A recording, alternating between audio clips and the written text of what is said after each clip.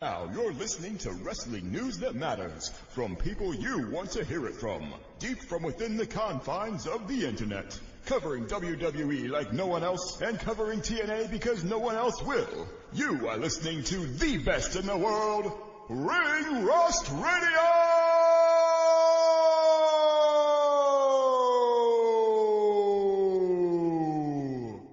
Brad Maddox.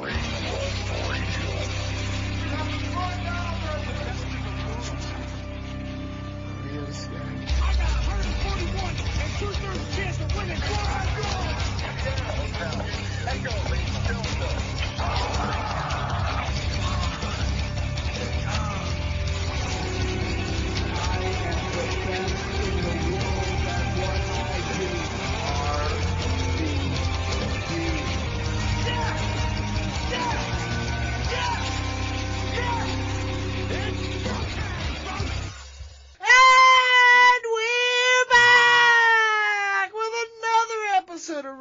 Radio, the best goddamn wrestling radio show on Spreaker, on the internet, in the whole goddamn universe, folks. Ooh, yeah, Donald Wood looking finer, feeling finer, baby. Mike, Brandon Galvin, you're here too? I feel bad if people, like, find this for the first time and it sounds like there's some guy yelling underwater as the opening of the show. It sounds good, dude. It sounds erotic. They know I'm rubbing myself. They know I'm rubbing myself. Disgusting. Why are you doing this? Well, it depends. Are you mad? What would you be more mad about? Me rubbing my upper body with my hands, or me rubbing my desk with my lower body? Your dong. Yeah, it's my dong on the desk, dude. My poor desk has been absolutely devastated by my crotch over the years, dude. It's just like, stop grinding me, dude. It's like a soft spot on the very edge of it. I was much closer to that desk than I want to even think about. You were like, it looks like it's been roughed up in this one area. Did your hand often sit there to lift yourself? It was very worn. It was worn down, like it's like almost like some sort of fucking heavy bag. There was like an erosion of some kind. And we're back! We gotta talk wrestling, guys. If this is your first time listening, thanks for tuning in. First time, last time. That's a new caller we have. Brandon Galvin? Yeah, this is a wrestling podcast. We are going to review WWE and AEW. So much to talk about. Pay-per-views, Clash in Italy. We got Dirt Sheet Busters and Mike Carr bringing us the lies, the rumors going around pro wrestling, tells you why they're fucking dumb, like this intro.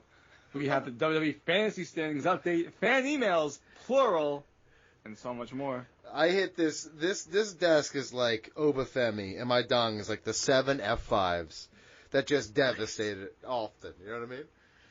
Mike Chiari? I don't know what you mean. But, are you guys enjoying this for some reason? Find us anywhere you get your podcast. You can hear more of it. Interact with us on Twitter at Ringrust Radio. Email us. Be part of the show. ringrustradio@gmail.com. Also, buy our merchandise. ProWrestlingTees.com/ringrustradio. So many great T-shirts, including Cut Your Dick. Bunch of new ones on that site. We do have a bunch of new ones, and they are all now approved. So, BJ, if you wanted to click on that. Oh, I didn't get a phone call. Look, that's that. Oh, my God. That is ProWrestlingTees.com/ringroastradio, guys. And they're telling me we have a discount on there. 20% off if you get over there right now. Use the code that's on the front page. AEW dropped PWT like a bad habit. We're picking up the slack. We're keeping them in business. Yep, and we need true. you guys to help. Yep, yeah. Very true. Support us at patreon.com/ringrostradio, where you can hear ad-free episodes, sign up for fancy drafts and brackets, make us watch wrestling-related movies and pay-per-views, and so much more. You can also check out Ring Rust Radio on YouTube for clips from Triple R Gaming. If you'd like to join in a gaming session, email ringrustradio@gmail.com. Yeah, you go ahead, and maybe I'll get back to you. Maybe I fucking won't. I don't know, but we're definitely still doing it. BJ can't do it, though, because the Knicks are about to get fucking beaten 5. I can't wait for Wemby to just fucking dominate Jalen Brunson. Hopefully this ages well. I don't know that Wemby's going to be doing much to Jalen Brunson. Oh, he's going to go out on the perimeter. He's going to find him on the perimeter, and he's going to slap him and then go right back to the paint. I think he's going to destroy... He's going to leave the paint to do that. He's going to destroy that is true. In his one arm. He is a fucking Shaolin monk. This dude is going to fucking swat your shit away at every chance he gets, dude. He's insane. Holy shit. Can't wait, dude. Can't wait. Can't wait for the Knicks fans. You fucking pretend-ass Knicks fans. Did not want to see him in You are the worst fan base in... Me? New York is the worst fan base in the world. Philly? You gonna talk about that? Oh, you can say what you want, but we're loyal to a fault to our teams, with good or bad. You guys are the most fair-weather fucking fans Are you kidding in me? the world. Knicks dude. fans are fair weather? Yeah, all 6 of you, because you only come out when it's good. All these fucking people who like the Knicks now, they didn't like the Knicks before. Don't do that. This is the Yankees syndrome. This is the Lakers syndrome. Everybody wants to be New York until it actually means, like, smelling the piss on the fucking streets and fighting for Pizza Rat for fucking scraps. Nobody wants to be in New York. This. He has to. He has to. He's an icon. Let's talk wrestling. We're gonna put this all in order. From LW to Dark, we about to have a discussion about the one true sport. Who's selling the finish? Does this make sense in the art? Tell me who botched, who rocked, who's cashing in on the marks. These takes are uncut, man, they're pure and they're raw. Blow up like dynamite, have you smacked down on the floor. On a collision course with the number one source. Now let's head back to the ring for the latest report. Ring Rust. Hey guys! Oh my god. I will say this. I want to lead with this. I did go back and I did watch the Grande Americano match. Oh, yeah. Because everybody was raving about it. Yeah, you should have watched it live. It was awesome. It was awesome. It was I incredible. liked the match. I liked the commentary. The moment at the end. Yeah. It felt special. Jenkinson's. And it's amazing that WWE's best thing is so fucking hidden away by them. They barely talk about it. They Well, it's not barely hidden away, it's on fucking YouTube. tease about it. They fucking it's hidden away, and it's not even really there. It's booked by somebody. It's crazy. This whole They thing's went crazy, on and but on it's about it awesome. on Raw, and then showed the match in its entirety after Raw on Netflix. They I don't watched hide it it again. away. Watched it Nah, live. The thing they you hit- gotta understand about this is that they kind of did try to do this on the main roster, and people didn't care about it so much. It's the Mexican fans that make Well, it what it is. apparently, the German guy who beats up people for talking schmack about his girlfriend is very popular with the Mexicanos. Hell yeah. Which is awesome. Like, you never, like, it's one of those things where sometimes Allegedly, a by the way. person. No, he Yeah, beat we him don't know up. that it's him. No, AJ Styles confirmed he beat his ass. He just also confirmed that dude deserved it, which is what I we're figured saying from jump. allegedly that person is who is playing El Grande Americano. We don't know. Oh, I'm sorry, I forgot which allegedly we're using. We Because found out that Chad Gable was the other one, though. AJ Styles pretty much gave up Ludwig Kaiser's court case for him. He's putting like, on yeah, every motherfucker, story. he beat the shit out of that piece of shit, but if he said what I said, I would have beat the shit out of him too. Ain't no kids there. Guys act like a real fruitcake. I'll kill him myself if I get the shot I at don't him. think he said fruitcake, but He that guy definitely did. I That was guy very definitely did surprised. deserve to get his ass beat, though. So Yeah. Oh, no, like, when you see stories like that, nobody just gets their ass beat. That's the thing. In this world today, you don't just get your ass beat for nothing. You get your ass beat for starting a fight or fucking defending yourself. That's what it is, bud. This is how the world works now, man. Okay. So, but yes, it was very good. I'm not going to say it's 5 stars, and it's definitely not better than 4 of the 12 matches on the AEW pay-per-view from last week. better So it than wasn't every even the match best. that was on the AEW It was pay-per-view. fuck though. You're fucking stupid if you think it's better than even MJF your Darby, buddy to be Meltz honest with you. thinks that. Well, hold on. First off. He was going Dave on and Meltzer. on. I want to go say this real quick. Dave Meltzer's Double or Nothing fucking grades. The reason we didn't do an emergency episode, the reason I said fuck that to the emergency You're a bitch. episode, There's only 3 5-stars. was because it was only 2. There was sorry, there was 2. not enough 5-star matches. It's disgusting that Dave has swung the other way like some fucking like IWC cuck. He hears the backlash to him fucking boosting up this company that's absolutely on fire, and he decides, hey, I'm gonna ease up on the scores a little bit. 4.75, dude. Is Shawn Michaels about? Is Kurt Angle here? I don't think so, pal. Those are 5-star matches. 2 5-stars. Every other match except the ones with girls in it Seriously, was the that was same crazy. as Shawn Michaels versus Undertaker from WrestleMania. He gave Not high enough. that Not high enough. absolute fucking abomination of a Stadium Stampede 4.75. First That's off, how you know he's first full off, of that shit. match was incredible. It's so Well, I good. went back and watched it again to see Oh, if you some did. of your critiques were fair. I did. You did. And guess what? you did. Unfair. No, Unfair. you So yes, let's start first. Oh, let me get my paper. We had die? some deaths, yes. Oh no. I'm not sure if we mentioned this last time, but Jerry Gray. Did we mention that last time? Yes, because I talked about how he used to be the defensive coordinator for the Bills. It's only Jerry Gray, I know. Oh, that's right. And then we saw an AI of him being an angel in heaven. Yeah. And then What else we got? Tony Ciro Jr., Schiavone. also known as Tempo, is a Mexican luchador Okay, I who did hear was about killed in a hit-and-run accident over Holy the last shit. week. Yes. So actually, genuinely sad. He was on his way to a show and was struck and killed by a driver who then drove off. Jesus. Is that Which the is- luchador that Meltz was talking about in his weird tweet? No, that was no. 2 weeks ago when I was here, I mentioned El Top Rope Suicida or whatever it was, and a fucking Pilot Suicida. That's what it was. Pilot Top rope Suicida. Suicida. Well, he died. He just did a suicide dive off the top rope. He Literally a landed suicide dive. head first on the concrete and died on impact. Jesus. Broke his fucking neck. Boom, just dead. That's insane. Yes. In response to that, Dave Meltzer asks the question on Twitter, is this the guy I saw in the Los Angeles area in the early 90s? How the fuck do we know? Okay, I don't know, Dave. You're a literal reporter. Find out. Like that is literally your job, Dave. To figure that He out. thinks he was doing it by asking Twitter. I know, that is what he thinks journalism is these days. But I will say this, he wasn't the only one who made a little boo-boo on that one. Christopher Daniels comes out and he's like, yo, Top Road Suicida, fucking sorry about it, Pilot Suicida. You were a good man. I wrestled you in 96 in Los Angeles. Copy, that's the tweet where you tweet to that, your own tweet, like to correct it. He's like, apparently not the same guy, but sad for his family regardless. So that happened for sure. People need to vet their shit better, if I'm honest. Get off social media. Nothing ever good comes of it, dude.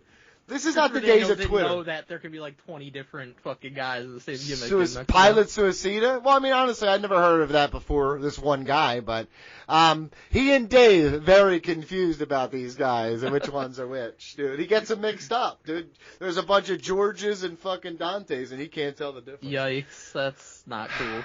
It is. Yeah, I agree. It's not cool of Dave to do that. Another death. The death of Curtis Axel's hairline in his latest mugshot. He's got hair like mine, dude. It's fucking going. But I will say this. Picked up He for looks. DUI. He got DUI and resisting arrest or whatever it was. And he was yelling at McDonald's workers, apparently. Because he plowed into a fucking McDonald's sign or something. Did he for real?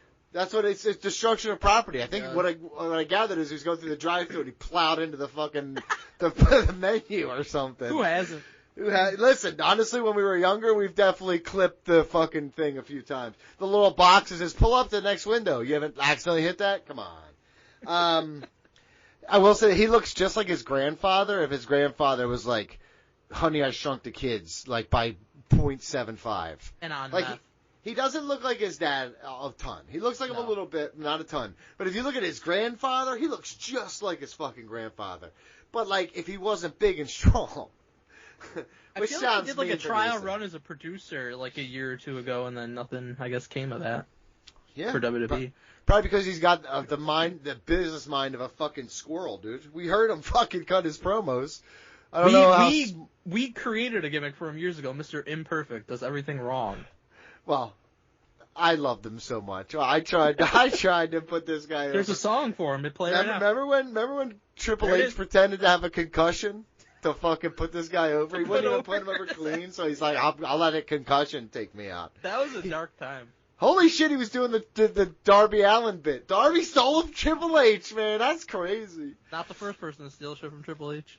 Yeah. Triple H stole from everybody else. I guess it's all even in the end. Okay, so that's the RIP section. Very sad, very sad. Speaking of very sad, Clash in Italy. Did not watch live. Didn't have the time. Literally had anything better to do on Sunday. I watched the Phillies get smoked 9-0. I think it was by the end of it. So It was an enjoyable 2 p.m. watch.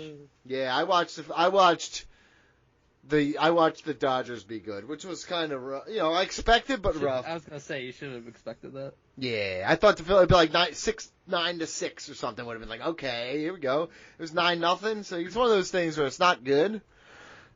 So Clash in Italy. We'll go match by match. Cody Rhodes defeated Gunther. I watched this match, was highly disappointed by this match. Because Cody won? Not just because Cody won, because I was let down by the match itself. 9-1. Yeah, don't shortchange them. They got to run.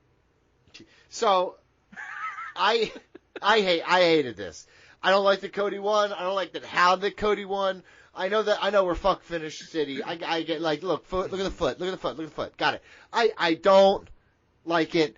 I don't like handing Gunther I don't like handing Obafemi losses. I don't like handing Gunther losses. And if you're going to do it, you got to do it in a way that's really going to sell me on it. And neither of these did that to me. And I felt super let down more let down by Gunther and Cody than Oba and Brock. Because Brock's going to Brock sometimes. And my fear came to life in that situation. But with this in particular, I felt the match itself wasn't that good. The ending wasn't good. The build wasn't anything special.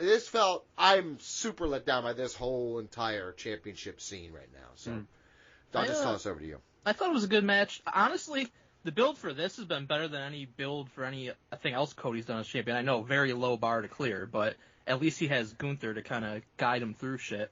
So I don't mind that we're continuing with it. My problem is Gunther probably taking another L and a more decisive L. We knew what the deal was here. Gunther was going to lose. We talked about it last week. They're going to somehow do something to protect him. Talked about reverse the old sleeper into a pin, and he did try that at one point in the match, but that wasn't the finish, and they do the rope, foot under rope finish. But I feel like they did it so strangely where, like, Gunther's foot was under the rope, and then, like, his foot, like, went up. I don't know if that was, like, Cody, like, pulling it to try to, like, scam the ref or whatever story they're trying to tell there, but I think he should have just, like, kept his foot under the rope the whole time for the visual of it. Would have made more sense and I think connected more with the audience if he did that. In theory, I don't have a problem with the idea behind the finish, but again, you know, I don't think this ends with Gunther beating Cody for the World Championship, so. Disgusting. So do you think the winner of the King of the Ring goes against Cody? No, I don't. No, I think they go against Roman. Yeah. I have a couple theories. We'll talk about King of the Ring. Yeah. Will we? BJ, I have not looked at the schedule. Good, great. Great to hear. Rhea defeats Jade Cargill. Match. Oh, I'm sorry, BJ. I'm sorry. Just skipped you like you're nothing here, and you're not nothing. Thanks, man. I agree with Mike about the build because I thought the promo to end SmackDown was actually really strong, especially from Gunther's end, carrying Cody on the mic, because that's what people have to do. But I thought it was a great back and forth. I thought Gunther looked really strong hanging in this. I actually enjoyed the match overall until the ending. I agree with Mike because that was my main complaint, because I didn't really pick up on that because they're showing you the angle from afar and his leg just goes right up into, like, he's getting pinned. So I was like, oh, well, clean pin. But then they went to this whole rope thing. And I was like, it was barely there. And it was just under the rope for, like, a split second. My other complaint is so many times we've seen across multiple companies where another referee will just run down to ringside and be like, no, this happened. You have to reverse the call and continue the match. Finish. So, right, finish. But I was like waiting for that to happen, and then just nothing happened. It was just Gunther fucking complaining. Look, and you know, he has a right to complain, but it was just, I didn't think it made him look good. I think for Cody, a little PPP looks fucking great because it essentially looks like he beat Gunther fucking clean. It just, the execution. My other problem is, as you watch the show, there were 3 or 4 different spots with a foot on the rope. And it's like, we've got to connect the creative here a lot better in the planning for these matches. There's only 5 fucking matches. You have to do a much better job than foot on the fucking rope. B-Fab fucked it up in the next match. Fucking Charlotte had to show her. Yeah, Charlotte had to show her how to fucking do it. At least she got it. But this was the worst of all, honestly, because it was so important to the finish. At least B-Fab wasn't even the finish of the match. So, execution wasn't good. I don't really know what they go from. Maybe a submission match? Maybe Cody has to try to bust out a submission against Gunther, but... Oh, I can't wait to see him sloppily apply fucking rear nakeds. I think a big problem with this finish, too, is, like, the angle that it was shot from, because you were, from where you were looking at it, you couldn't even tell that his foot was under the rope when the not pin at was all. happening. They had to show the reverse. Kevin angle Dunn on the would replay, never. Like, oh, look, his foot's under the rope. So, if anything, his foot should have probably gone on the rope so that you could have known for sure that. Or do a top-down view. Cut to a top-down view knowing Anything. that's a finish. Cut to the fucking camera that's right in front of his fucking foot. How about that? I'm I'm gonna tell you this. Options. From the bottom of my heart, And Kevin Dunn would never. That's all. Yes, Kevin he Dunn would. never. Kevin Would Dunn not. missed Edge's fucking return in the Rumble, basically. that is true. No, he did not. That was Yes, he that was did. not his fault, dude. It was 100% his fault. They also make like the ref look like a fucking idiot because like it's your job to go like fucking check if someone's You're supposed to be in the rope. looking at all parts of Right. the body while you're counting. Exactly, and so this was just not a good finish. The execution was terrible. It really brought down, which was a good opener. Because they had good chemistry. I mean, Yeah, I totally It was disagree with Ryan. nothing. It was This actually match a great was match nothing. until the finish. It was not. It was fucking. Yes, it was. No, it was nothing. If this was like I don't think it was nothing. it was nothing. This was a I don't SmackDown know, main I- event, and it was nothing. I totally disagree with that, and I saw that Meltz, I'm sure Donnie's going to parrot this, that, thumbs down on this show, and blah, blah, blah. And he Oh yeah, the big show. time. No, Big I time. thought This was a good show. a really strong show. I thought the crowd was amazing throughout for that, and on SmackDown and Raw. I mean, these international crowds, they just go off because they Every really match was I will say this: the Yeah, I really international enjoyed crowds this are a show big overall. win. And I'll say this: international crowds, big win. Anytime you're over there, they fucking appreciate it more because Yeah. they don't get it all the time. Yeah. And I love that. I really genuinely do. America, step up your fucking game with the shows. You know what I mean? I agree. We got 100%. four-way. We watched a show, four-way in Indiana recently, right? Well, they're like fucking lost their minds for a show. They were great. Yeah, Saturday Night's main event. We're like, what the fuck? How are they going to be this good for That this, was a great right? crowd. You I got still can't believe you. Fort Wayne got that. Yeah. Well, Isn't here's that the deal. where somebody's from that we know? Aaron Long, maybe. No, former host Well. of the show. Oh, Wells is from Fort Yeah, Wayne? I think, right? I don't know I think- who that is. I He think wouldn't he's in respond to me Indiana. like I a don't know. coward. Actually, I don't know. He's probably we probably problematic. shouldn't out. Yeah, I didn't want to blow up the spot completely. Go visit him, Adam Wells. did. He's in Fort Wayne, Indiana. Go visit. I don't give a shit. I was fucking, waiting. I wanted. while that you're to there, be check in the his middle and search you even history. Get like a fucking inch away. So like, no. Don't worry, if you're with Adam Wells, you're not getting an inch, brother. Wow.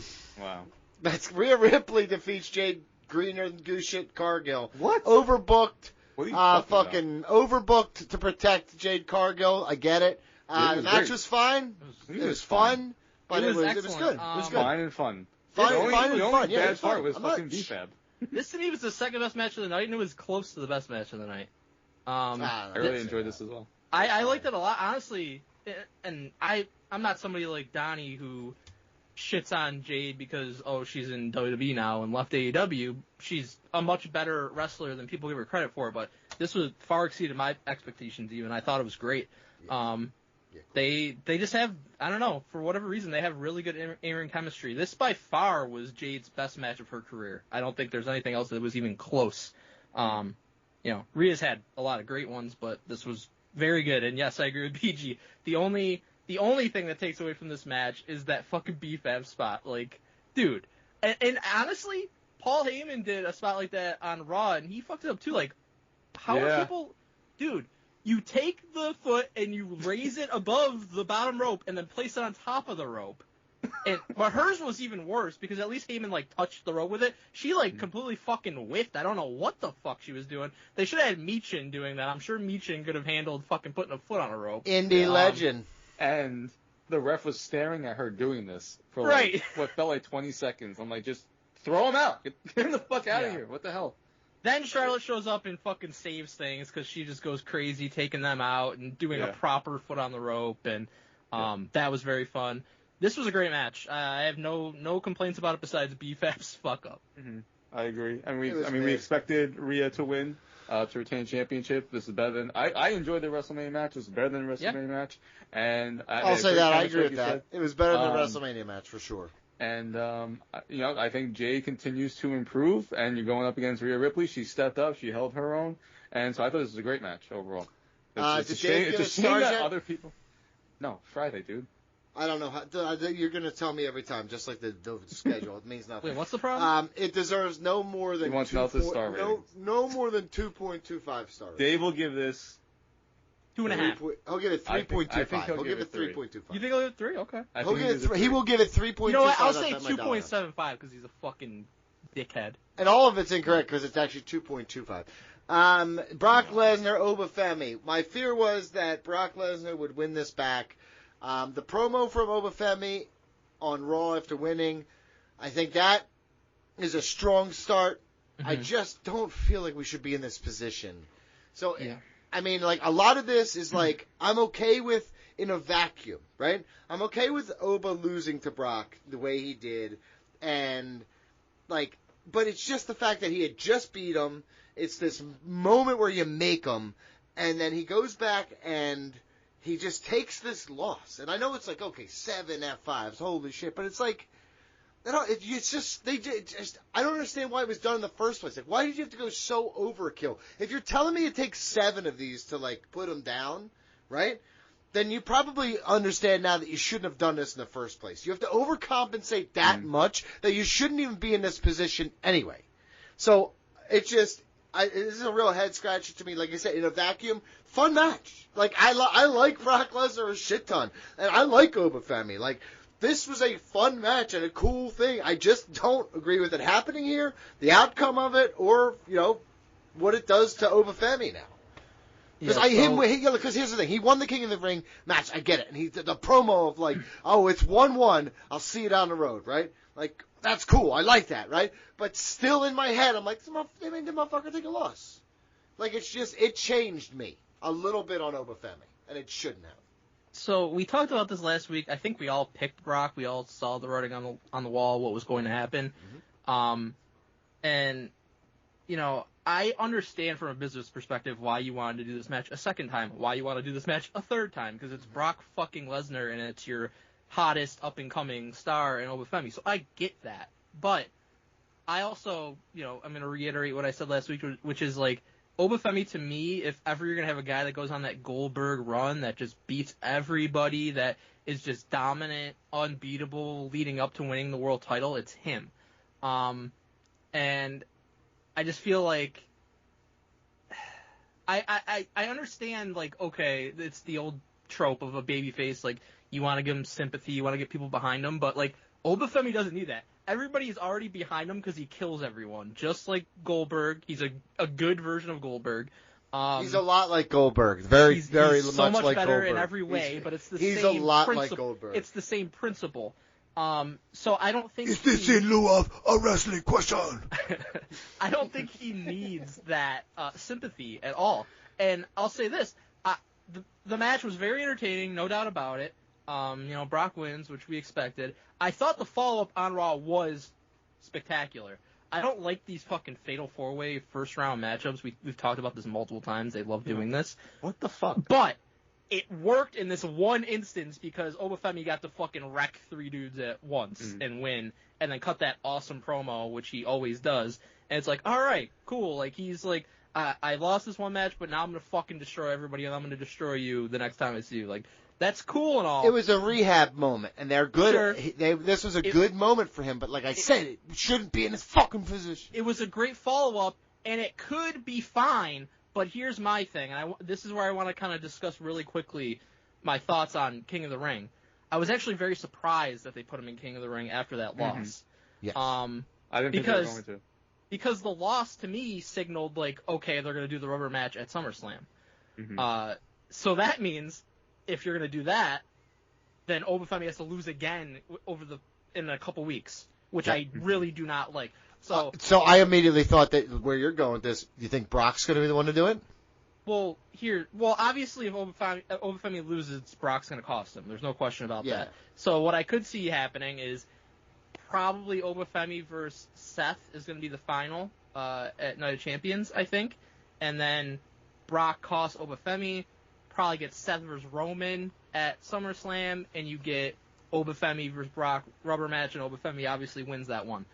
But I just don't like the idea of Obafemi losing twice in the matter of a month. I don't like that at all. I understand it would be with Brock interfering, but I think that's too much. And honestly, it doesn't even make sense to me, because why would Brock be showing up to screw him over? Brock got one over on him. Brock beat him. He's the one who it's the opposite. He should be the one getting one over on the other guy. And he's the face. You know what I mean? He's the good guy. So what the fuck is he? Why is this happening like that? Here's how I would book it from here. I don't think not that I don't know that it'll happen. I think it should. I think it's the best way to protect Obafemi. I would have Obafemi win King of the Ring, dominate these next 2 rounds, and then it's going to be him versus Roman at SummerSlam. That's when Brock interjects himself into it and is like, I beat Obafemi, so I deserve to have this match. And we get a triple threat, Roman, Obafemi, Brock at SummerSlam. Brock takes the fall with Roman pinning him. Obafemi comes very close on numerous occasions to winning. Then you could do the Obafemi-Brock blow-off at maybe Survivor Series. Then Obafemi wins the Rumble. Then Obafemi, you finally get the one-on-one with Roman at WrestleMania. That, to me, is the perfect booking of this, but I don't have the confidence that they're going to do that. What happened to Brock retiring? We don't know. He's not retiring. We're going to talk about it later. He shouldn't retire if he doesn't really want to, because he could just keep wrestling a couple matches every year and making millions of dollars. Yep, we've been saying this did he want to? Then why did he take the gloves off? I don't think he wanted to. Well, he said in his promo, he's like, I thought it was done, but fuck that. My assumption was that they did that to set up the Gunther match at SummerSlam, but I think that's not even in the realm of possibility anymore. No. Him and Gunther. That's crazy. I think the possibility is him versus Oba in the singles, or if my dream comes true, the triple threat. Yeah, well, it's not going to happen. BJ? Probably not. This was borderline my match of the night. I thought it was an amazing match, an amazing showing, so much fun. I don't like the finish, as you guys have said. I don't mind that they did the rematch. I'm glad that Brock Lesnar didn't retire yet. I mean, he's one of my favorites of all time. He's just one of the greatest performers ever, and I thought this was such a fun match, and that's what he does. He excels in these type of matches. Oh, yeah. 7 F5s is... I mean, I don't even know the last time someone took out 7 fucking F5s. It's fucking crazy. And one through the table, it made Oba look so strong. What I would have personally done is, okay, we're going to do all this, no finish. Let's have it just get thrown out. They're brawling. I thought it was going to be a count out for a second, which I would have been okay with. I wouldn't want that. I just want it to be, all right, they just brawl and the whole match gets thrown out.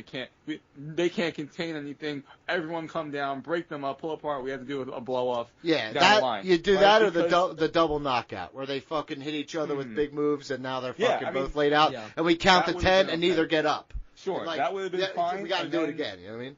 But because you could have had a no finish and then Oba cuts the same exact promo without saying, I took a loss. I took your best shot, and you also didn't get up. But I took your best shot, and you couldn't pin me. And, because you guys are right, the promo was fucking great, him talking his shit. And Brock after the match, why is he saying 1+1? I don't understand what the fuck that meant. It's 1 I think to he 1. meant 1 and 1. But... Yeah, well, it's not what he fucking said, and it made no fucking sense, and you're just tied right now. You know, real quick. If you've done physical activities, the last time I would want to be interviewed is when I'm trying to catch. He was just talking shit. I know. Well, I'm just saying, but you know what I mean. Like the last time I want to be videographed or filmed or recorded. Right? The last time is about 15 minutes. Fucking, I just went as hard as I could. I'm sweating like I'm fucking dying. I can't catch my breath, and now you want me to do math? Come on, dude. I'm not doing that shit. Videographed is one of the most insane things I've heard in 2026. Doing this since he was 3 years old. He knows what the fuck he's doing. Yeah, I know. But yeah, I would assume that. I mean, you have to assume they're going to do a fucking road match, and it did catch my attention, Mike. I was like, well, okay, I didn't expect him to be in King of the Ring, and I saw the bracket. I'm like, oh, okay. Yeah. Also, I saw the bracket thinking everything was a singles match of how they set up the bracket. At first, I thought that too. And then we get to Raw, and it's like, Fatal 4-Way. I'm like, what the fuck? Why is this happening? Why did they do that? After they showed the bracket, they did say it right shortly after, so I didn't know that. But when I first saw it with my fucking eyes, I'm like, okay, it's a legit just two all singles matches for Sean. Fucking weird. I don't understand a Fatal 4-Way in a fucking bracket like that. Like I said, I hate that, but it did work for Obafemi and Obafemi only. As someone who runs tournaments at my home, getting 4 people done at the same time is an easy way. That's 1 match instead of 2 matches, brother. Sorry. Time saver. But yeah, I mean, I thought the match overall was great. Looking forward to seeing how they follow this up. I mean, Mike, I think you're I don't like the idea of Seth beating Oba because Brock interferes. I agree it's probably just what they're going to do, but I really like the idea of it because you could have that triple threat. It would be such a massive match. You get to save Roman and Oba for a singles match down the line. Oba doesn't get pinned. Yep. I think that's a very great, a strong idea, and then Oba could still win. Winning the fucking King of the Ring and then the Royal Rumble in the same year, calendar year. Has anyone done that? I don't think so. I can't imagine. No. I don't know, but I'll tell you what. Oh, I guess. Was Brock Stone Cold? the same year? Stone Cold did it. No, Stone Cold didn't do it. No, Stone Cold won 96 and they won the 97 Rumble. That's the next year. Yeah. Yeah, I thought you meant in the same year. It is the same calendar year, dude. Oh, well, yeah, because technically the Royal within a Rumble year would each be other, yes. Oh my 2027 god. too, so, oh yeah. my god. Anyways. I can't deal with this guy anymore. Let's go ahead. Sol Ruka. You just said videograph, you stupid fuck. Yeah, whatever. Videograph. You know what I'm talking about. Videograph. You knew right away what I was talking about. I did not. Actually. Sol Ruka, Becky Lynch. Match was fine. I just don't think I'm a huge Sol Ruka fan. I feel like the match was kind of disjointed. Joining spots together with like the middle parts of those things were not as good as I hoped. I feel like this wasn't a good showing by Becky Lynch either, though. Like I just felt like neither one of them had a good showing in this situation. Cool to see she won. And I thought it was I thought it was a good match. I actually thought the Sol, after getting called up, she had a couple like iffy spots where I think that's part of why you're. I mean. I can't speak for you. I don't know why you're down on her. I assume that's part of it. You saw discourse about it. She's honestly been quite sloppy, and even she was very times fluid in this match comparatively though. Well, she was sloppy in this match at times too. She was much better and more like what she was doing in NXT. I thought it was a really good match, but honestly, the finish kind of shocked me. I was not expecting Sol to win here. I thought they were going to kind of extend this and wait till a later time for her to win. I understand. Honestly, Becky Lynch should be moving up ASAP. True, but I do understand. Like Becky herself has basically said this. Like her goal with IC title is to put over younger people, to take it and have them beat her. Like that WrestleMania moment against that young upstart AJ Lee. Sure, but this is an actual. Well, she beat AJ Lee, by the way, but whatever. I feel like this is what she would want out of it, but I just thought it was a little soon. It didn't feel at the right time because Sol got called up and she had competitive matches and lost. Like this is basically her first win since getting called up. I just would have preferred building her up a little bit more before giving her the title. Yeah, match was pretty good. There was not much heat to the storyline. I think they needed to extend it. Sol hasn't really had that much adversity to this to her run so far, so I felt like they did a good job on Raw of trying to make this like this monumental moment for her, but the build to that, we didn't get that, right? We didn't see that road really. She kind of won less than 2 months later from being called up, she's already a champion, which for certain characters I don't mind, but I don't think it fit this character on this run. I think they needed that down the road. Maybe at like SummerSlam they could have built it towards that. Just didn't really work for her. Yeah, I agree. Fell flat. The whole thing fell flat. And Roman Reigns, Jacob fucked too. This was a tribal combat, and now he's got to hang out with them all the time. Yep. That's honestly, his dream. He loses to somebody and has to get friends. No, this is our fight. We have to have tribal combat, and if you lose, you got to hang out with me. Yeah, that's what you're like that'll make you fight like a motherfucker. And at the end, when Jacob's crying and shit, that's your bitch ass when I win. When I tap your fat ass out, and I'm like, come on, man, we're gonna go play Nintendo. Let's go, motherfucker. Let's go to the store, get me Funyuns and some Mountain Dew. We're playing N64. Let's go. You're fucking sitting behind me. That sounds great besides the you being there, bro. Yeah, well, guess what? I am there the whole time. And guess what? Every time you're winning, I'm turning the console off, dude. You would do that, too. Holy shit, dude. You're such a loser. You're just sitting there like, I gotta beat Hydro Thunder, you piece of shit! That's good. I don't know if you ever had a 360, but if you did, you're always pressing that fucking button. 360? The X. Hell yeah. Oh no, dude. Dude, I am not one of those guys, but I'll never, ever, ever forget the original PlayStation. The big silver one had those big ass buttons, right? And we were playing something. I don't know, SXX Tricky, or we were playing some game. And the kid I was with, the kid who owned the house and owned the PlayStation, we're at his house. We're whooping his ass and kind of making fun of him for it. This motherfucker, boom, hits the button. We're like, come on, dude. Bang, unplugs the TV. Bang, unplugs the AV cords. Fucking unplugs the controllers that we're holding. Takes the whole thing upstairs. Oh my god. We're like, this motherfucker, dude. Yeah. I'm glad none of my friends are like that. Yep. Yeah. Well, usually you don't stay friends with those people long. That's and usually true. they're like your mom and dad's friends' kids, and you're like, God, I fucking hate that guy. But okay, and the main event time. Mike, thoughts on the main event? Yeah, I really enjoyed it. I'm glad that we're getting back to the Bloodline storyline. You know, I see people cry about it, but yeah, I no thank you to this. Sure. Dude. Get creative for once. Even though don't use Chat GPT for 1 second, dude. Great. I think that it's the most interesting thing they can do. Yes, it happened for a long time, but the reality is, ever since it went away, the overall product hasn't been as good. So let's go back to it and let's do a different version of it. And I think Jacob Fatu being part of the Bloodline is what can make this interesting. You know, I feel like you have this dude, so like, you know, the original Bloodline, you had Roman, you had the Usos, you had Solo, and now you have Jacob Fatu in that spot, and Jacob's just like Sami Zayn is what made the fucking Bloodline a good storyline, if we're very honest. mean, he was a big part of it, but it was good even before Sami got involved, as we know. And I feel like having Jacob be that wild card, you don't know what he's going to do, you don't know what he's thinking, you don't know that he's really aligned with the Bloodline. Mm-hmm. I think there's so many interesting directions they can go in, so I think this is the right move to have him be part of this, because there's any number of directions they can go in and make, you know, and ultimately I think probably Jacob turns on Roman at some point, and I'm interested to see the road to get there. Match itself, I thought it was good. I don't, you know, it probably was my match of the night, but I did expect maybe a little bit more brutality because of the, you know, I wasn't expecting them to get color or anything like that, but I when you have a fucking hardcore match, someone should be bleeding. No. Not always.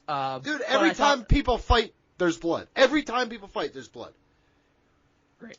And then if it happens in every single match like you want, then it loses its meaning. You are a stupid idiot. No, it's realism, dude.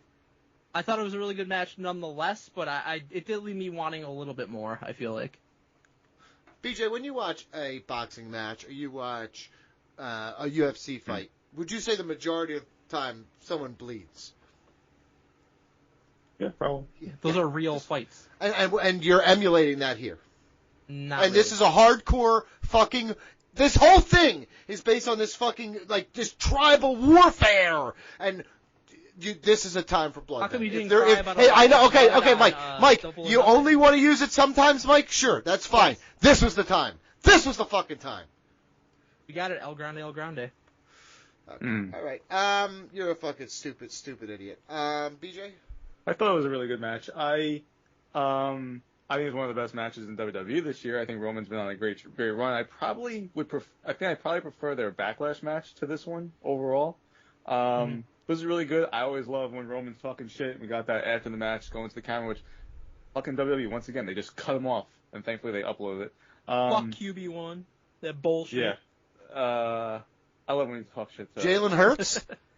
No, that's a Cody. Yeah, Cody's a lot like Jalen Hurts. Don't even need AJ Brown, dude. Did you hear AJ Brown's interview? I'm sorry to interject. This is just driving me nuts. About Jalen Did you hear AJ Brown's fucking interview with Mia Taylor?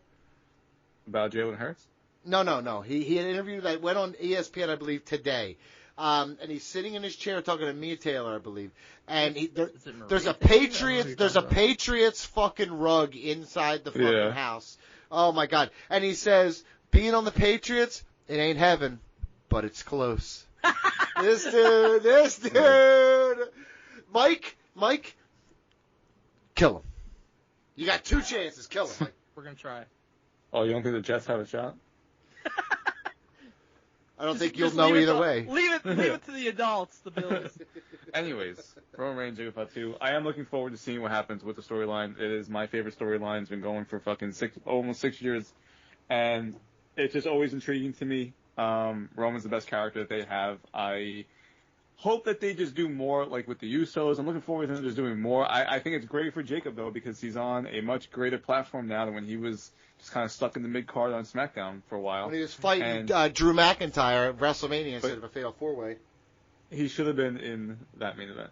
It's very unfortunate, but now he has been in 2 main events, thanks to Roman. And I can't wait to see what happens moving forward. I do agree with Mike that he's definitely just going to turn on Roman at some point.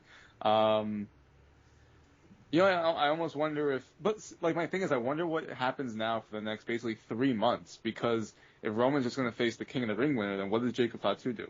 Like, is he just part of a 6-man with the Usos? Does he go after the Intercontinental Championship, which is not that great of a spot, but Roman could try to like set him up, like, all right, listen, I know you wanted this championship, I got you a title shot for the Intercontinental Championship. Nah, he's gonna be a lackey. They're gonna treat him like shit. Right? And they're gonna fucking make people love him even more, and then when he turns, it's gonna be a big deal, and that's fine. Yeah. But I just want you to know, you said something pretty damning. You said 6 years of the Bloodline. How you feel about the NWO? That's how I feel about the Bloodline. You know, I mean, the Well, Bloodline that's is not NWO without the social impact NWO and without the stopped being bad for like a year. longevity. Really? Everyone's putting the fucking ones to the sky, buddy. Yeah, dude. And they look like idiots. They look like And they don't fucking add losers, random people dude. to the fucking bloodline. It always They look makes like sense. the kind of people, the people who throw up the ones, you should all have to write your name and address, and we want your search histories, because you're perverts, and I'm What does guaranteeing that that. mean? You know it. You know exactly what I'm talking about. Oh, You I better know. clear it quick, because the FBI's on its way. Okay. Match moment overall grade, Mike. Favorite match was the main event, Roman and Jacob Fatu. Favorite moment was during Brock and Obafemi when Obafemi gets F5 through the table. They got the count on. He's selling it to the 8 count, and then he just gets up. The look on his face, like the look on Brock's face, him going in there doing the 3 running like shoulders into the corner, like that whole sequence. It made you like believe for a second, like maybe Obafemi's gonna actually come back and win this thing. So I thought that was very well done. What a mark. Great. And then Fucking my mark. overall grade 7 out of 10. Oh, my God. BJ? Very well paced show, not too long. 2 p.m. on a Sunday. Gotta love it. Mhm. Cool. Yeah. Bunch of factors have nothing to do with the product. Go ahead. Sure does. My favorite match, I think, is going to be Brock and Oba. I didn't really know what they were going to do. I kind of expected the same type of match from WrestleMania, honestly. Not as far as like Oba just destroying him, but more similar to that. But like Brock with 7 F5s, I don't even remember last time he's ever done that. So that was very fun. I agree with Mike. That's the best spot. I think they set the whole show around that fucking spot. And I'll give it 7.5. Give it a 0.5 for the crowd being awesome. Crowd was very good. It was fun. Crowd was very good. I'm not going to take it away. I will say, and this is the one time I'm going to give Italians credit, BJ. So write There you that go. shit down. Otherwise, you fucking greasy fucking something or That, others. you shouldn't say these things. Why did I didn't say the word that I wanted to say. Greasy motherfuckers. You always do anyway. No, so. well, how did your day go today? You fucking loser. Let's go, dude. Okay, my match was also Lesnar and Oba. Don't like that it happened, hate the outcome. But the match is not like in a vacuum. If I was watching, I'd be like, wow, that's a lot of fun. That's a Brock match. If you were watching. That's a Brock match. You know If what I I mean? was watching. If I did was it. watching, if I did it. My moment, at one point Roman turns around and he says, go get his ass. Or something like that to the Usos, and Jay turns around and goes and gets him. Yeah. Little shit like that I do like about Roman I do- Reigns, I because do it's like like, that was super, super fun. Because he just turns around and he's like, because I felt like he mimicked me in that moment where it's like he turned around, my son is 2 fucking aisles away, and you're like, this go get your brother, please. Like, Dad, over here. Right? I just yelled his name. I guarantee he comes up to the office like, Dad, what do you need, man? And I'll give this a 2 o'clock, short show, 5 matches. That's pretty 4 out of 10. Wow, can't There believe you it. go. 4 out of 10. Okay, and then we're gonna go. I'm not talking all about the Noche La Grande. If Noche La Grande sounds like a dish at Taco Bell, and I'm not gonna have Noche another de word los about it. Grandes. I'm only here to talk about. Dr. Wagner. Oh, is the son of Dr. Wagner Jr. good or no? I haven't seen much of him. I've seen him a couple times, and it's good. I'll just say he hasn't disappointed in the few times I've seen him. Okay, yeah, like I feel the same way, but he also hasn't stood out, right? Am I not? Sure. I love Dr. Wagner. I got the mask in my room. He's like one of my Dr. Feelgood or like Bad Medicine. He comes on Bad Medicine. I'm not splooging my pants when El Hijo del Dr. Wagner comes on, but yeah, that's all. That's just my personal feeling. Is there anything you wanted to talk about besides the main event? The main event we did talk about quite a bit. It was awesome. The storytelling is great. Dude, I like it. Here again. This is what truly makes Phoenix and Laredo Kid. I would definitely watch it. recommend watching. I like Laredo Kid and I love Phoenix, so that sounds like it'll be fun. I see that it lasted 12 minutes, so I feel like I'm going to just be in for a long ass spot fest. Correct? It's AAA. I guess pretty much. That's it was right. fun. Hell yeah. Mexican wrestling, I love this. I truly do. But if you're not used to like their tag team style of wrestling and some of the stuff that they do, you are in for a shock. Yeah, because they are if you've seen a Phoenix match that's not like grave consequences, it's like just a regular match. It's that. It's a regular, that is true. which is fun always. But the main event, this was. Okay, we have watched old Triple Manias. We have a respect for the Mexican style. We have watched Lucha, and I went to Mass Mania. We've immersed ourselves in that culture. The beautiful part of watched Triple Mania every single year for like 12 years. We watched it quite a bit. Yeah, we've watched a lot of them. Los Villanos poisoned me forever, though. I just want that on the record, dude. It made me make a meme. It was the only meme I ever made in my entire life. And I compared Undertaker to Los Villanos. But the truth is... Was Undertaker like a book this? He says he did. He didn't really. He's got a big hand in it for sure. Yeah, he's got a big... I saw people giving Jeremy Borash a lot of credit for it also. Oh, the Borash. Makes a lot of sense then. Honestly, I like Jeremy Borash. Now that He's got guts. He's got guts. But the best part of this main event was that it was so steeped in culture. This, if you know anything about this, rewarded you as a fan of Mexican wrestling, right? I think the way the mask was done, the way they rip at it, the blood, the whole presentation of the mask, the ending, like him with the family, it's... The post-match was as good as the match. Yes. I'm including that in this whole bit. Because, again, and the video package beforehand... Which is everything about this. And also, and again, you mentioned earlier, the fans, man. This dude is over like fucking Rover, dude. This whole thing is over as shit in this building. Like, I can't explain it, but they adore this thing. And guess what? I adore it as well. This was so well done. Dude, Ray on the fucking call, explaining what's going on and shit, and the importance of the moment makes it more important, too. You know, it really does, because Ray's right there. And listen, he's not actually a good announcer. No. Okay, he's not a good announcer, but in this moment, Corey Graves is excellent in AAA. But you'll agree. JBL, I think, is good too. JBL is always good on commentary. I laugh my ass off when Chad Gable takes the mask off. He goes, "That's Chad Gable." I also laugh. But it's good. But like that added to it in that moment. Like that is Bobby Heenan type thing where you're like, no fucking shit. But in that moment, I thought people did not like that he did that. No, we all knew it was fucking Chad Gable. Yes, dude, that's the joke. He's a heel. Oh my god, I hate people so much sometimes. Yeah. Listen, I know Rey Mysterio does suck sometimes, but I said who was crying about it? Melts probably. Who knows? The internet. There you go. So Ray, and that moment, trying to explain exactly like the importance of the moment. He's like, listen, the mask, it's everything to this guy, and he's like, he's gonna take it off. He's like, this only happens every once in a while. It's like, this is a big, like, just saying shit like that, and you're like, oh, okay, like, just thank you, like, boom, like, you're bringing me, you're immersing The layman needs fucking Ray to say what's going on. Yeah, and excuse me? Layman. Did you call me layman right now? Yeah, you are fucking layman Raymond over here. Layman Roman. So no, this is great. In my heart, this is a 5-star match without doubt. I agree. Yeah, the overall presentation from start to end, which was like nearly a fucking hour, felt like the entrances alone felt like they were 20 minutes. Yeah. The mariachi was cool. I like that. Yeah. there's so much to this that, first, this storyline has been going on for over a year.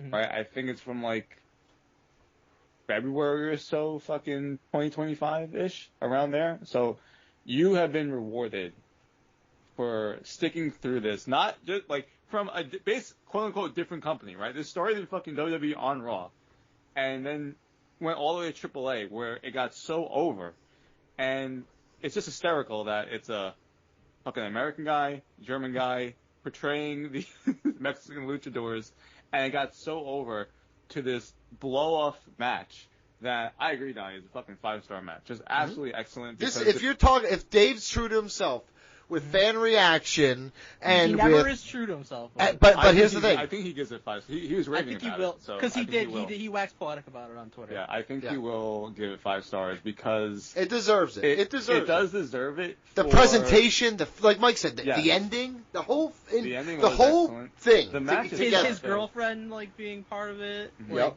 Pimpinella was there, but Pimpinella, yeah, I popped hard for that. The match itself was just fantastic. They had great chemistry, and Gable, ever since he started going to do these AAA events, and they had like War of the Worlds last year against Vikingo, he was excellent. I thought that was like a near 5-star match.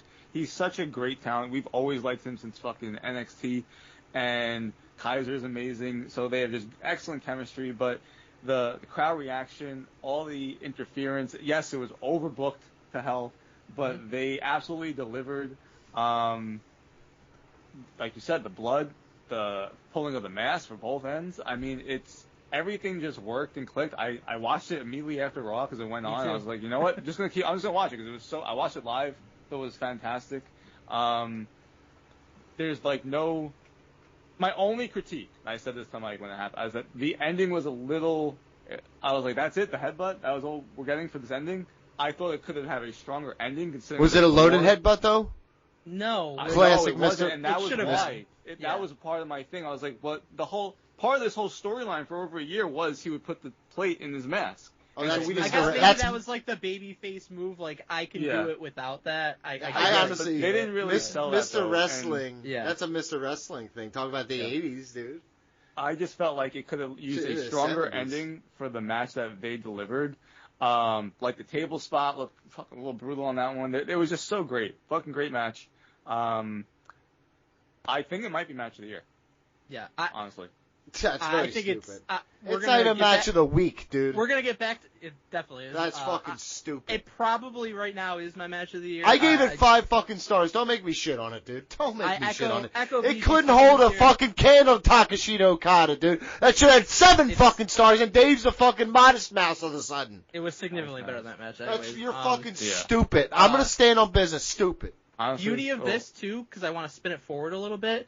Now you have El Grande probably beating Dom for the title at Triple Mania, and the crowd's going to go apeshit for that. Oh, my God, you're right. And then Gable comes back at some point as Chad Gable, probably is a massive babyface because of the way they did the post-match of this, where he became a sympathetic figure. And they showed his name up on the board and shit. Yeah, everybody's actually cheering him and stuff. So, like, you got fucking ammo for a long time. Oh, yeah, dude. This is really 2 years of run.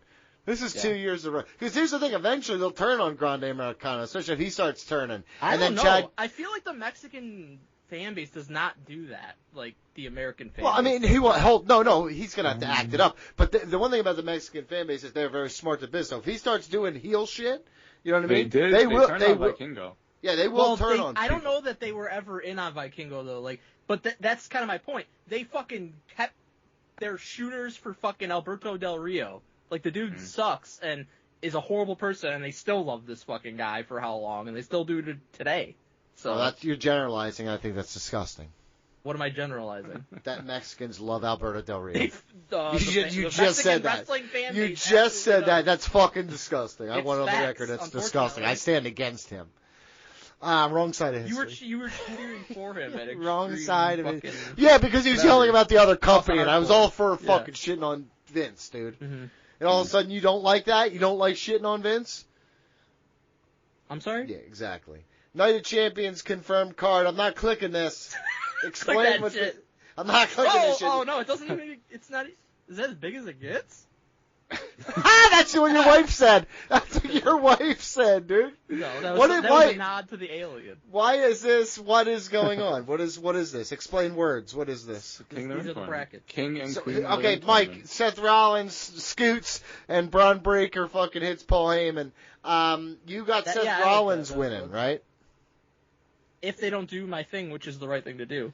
No, if not, so Obafemi's your heart, Seth Rollins is your head? Correct. Okay, good. Okay, BJ, who do you got? And head and heart and whatever. I want to click on this so I can see the names of them. Oh, it's not even that big. Oh. No, I know. That's what she said to you. Damn it! Damn it! Okay. Who do you got, BJ? Fucking, what do you stutter? Wow, Noche de los Grandes did over 2 million viewers on YouTube. It's pretty good. 2 million views or viewers? Viewers, it says. 5 viewers on Saturday. It's a Variety article. That is 100% inaccurate of a number. That is crazy inaccurate. I'm just going to go with Oba. I hope so. I hate it. I hate it. What do you mean you hate it? I hate it. What do you hate? No, you love it. Because I don't think it's going to happen. Because unfortunately, I think fucking Oba. I think Braun Breaker. Because I think what you're going to... So Braun would face Oba in the next match. And that's when...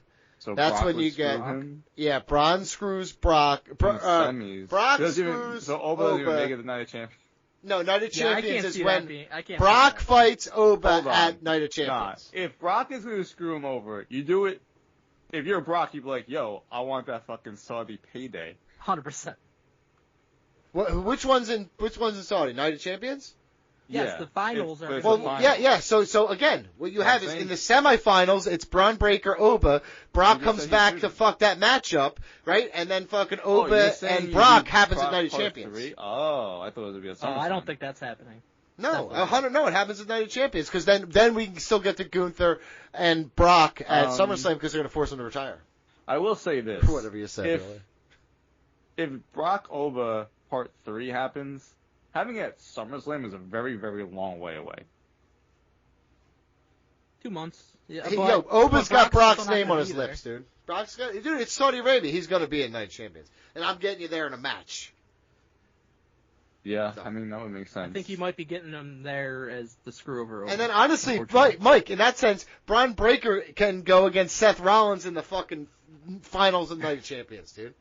I'm just saying, you got good shit happening all over the place. You know what? I'm writing an article about it. See you on Thursday, everybody. Check it out. Bleacher Report. And how about the ladies? I think Io absolutely wins the tournament. I would be kind of shocked if she didn't. The left side's kind of wild. Like, there's so many, maybe, Io versus Charlotte in the final. Or Io versus Becky in the final. Can I ask why Liv Morgan's in here? Is it for her own title? What? Can she take the night off? It's so weird, dude. Why? Yeah, in that theory, if she won, could she just be like, "Fuck it, I'm taking the night off"? Either that or go for the other title. I mean, unify him. Brock literally went into a Royal Rumble while he was world champion, so that he could do that. Oh, Triple H put himself in there too. Remember that? Because he's the best. Well, to win the title. Piece of shit. Yeah, that was. I'm also gonna take Io Sky. And then you have the intrigue, will she face her buddy, Rhea, maybe, for the title? Mm-hmm. So, or does she just beat Liv and they're both? Yeah, I feel like this is far more Looking down this list, it's far more predictable than the men's side. And I actually felt that way watching Raw because this Fatal 4-Way, I was like, oh, Io Sky is just gonna win. It would be so cool if Julia won and give us something different. Nope. Took a pin. Okay. I mean, I have no problem with Io winning this whole tournament. Oh, absolutely not. That I'm just saying that, but it's blatantly obvious. Sometimes you always say it's sometimes the things are booked and they're like, okay. I'm not saying it's good or bad. I'm just saying I think it's very obvious. Mm-hmm. That's all. Io JC in the next round, and then, like I said, the other side's kind of Becky versus Charlotte in the other semifinal would be pretty cool. That would be cool. Yeah, they're gonna work together. We could get a little anger or they do Stiffy Becky McGee, and, Sol Ruka. Nah, they already gave Sol Ruka enough, dude. She's got to botch her way back into our hearts. Yikes. Forbidden Door confirmed card. This is in June 28th. There Tom. ain't one. Dude, June 28th. Do you know what's happening on June 28th? Yeah, I saw this. What is happening on Donnie, June Donnie, 28th? do you know what's happening? So, Saturday the 27th is Night of Champions. We just discussed that.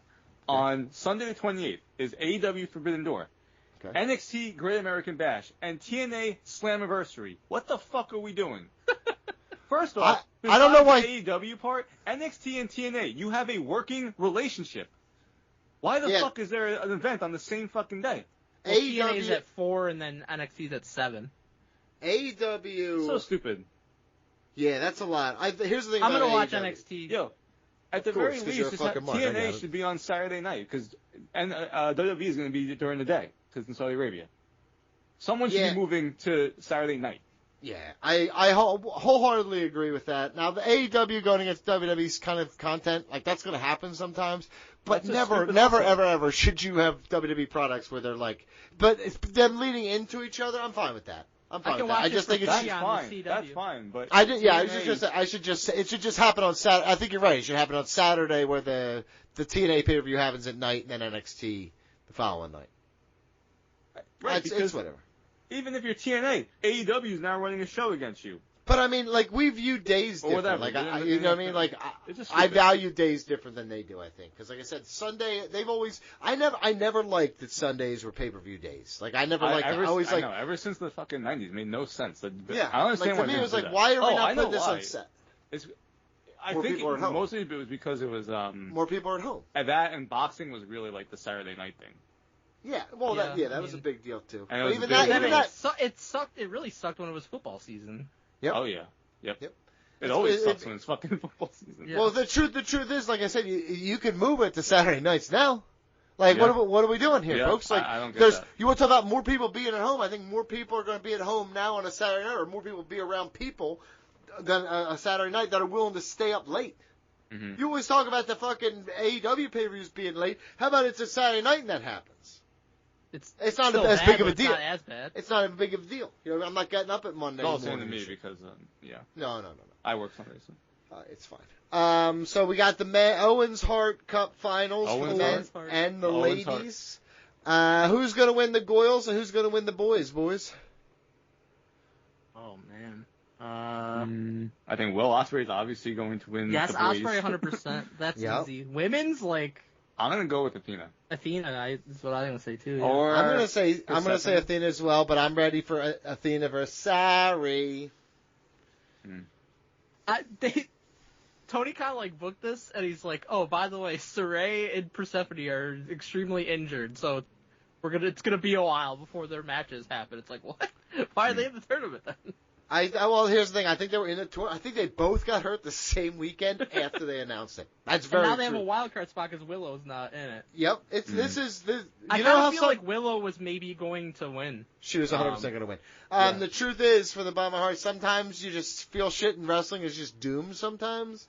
And on this side, this part of the bracket, I feel very sad. It just it gets so doomed so quickly. But Well, I hope we guess can my salvage question is: are we getting Ospreay versus Swerve in the final, or Yes. Ospreay against King?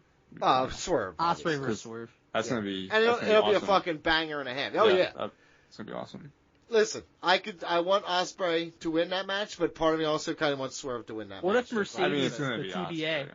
Ospreay. You'll read on Thursday about how she's definitely coming back soon and how this would be a perfect spot for her. I thought she would have been Yeah. back multiple Already? times by I now. thought as soon as whatever happened with Tony Storm happened, Right. we were gonna kind of be like, hey, let's get you back here quickly. But This is a great way to maybe bring maybe back- she had she was part of because it seemed like she had lost all the titles and then was taking time off and then did stuff with the Star Wars thing and she's been running that pretty hard too. She's in the movie.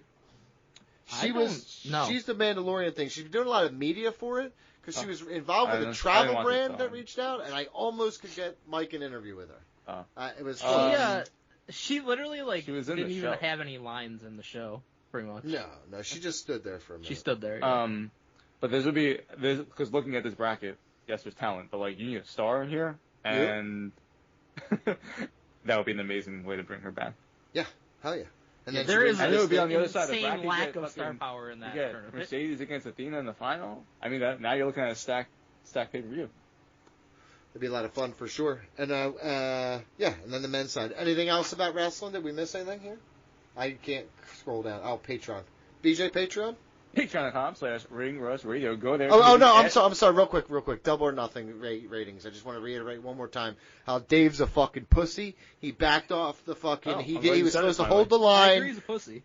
He's supposed to hold the line. I had 1 7-star match, 1 6-star match, and 4 5-star matches on my fucking card. I expected something similar from him, and the fact that he went so limp dick on me, really? Yeah, it's rough. I mean, it's rough to see.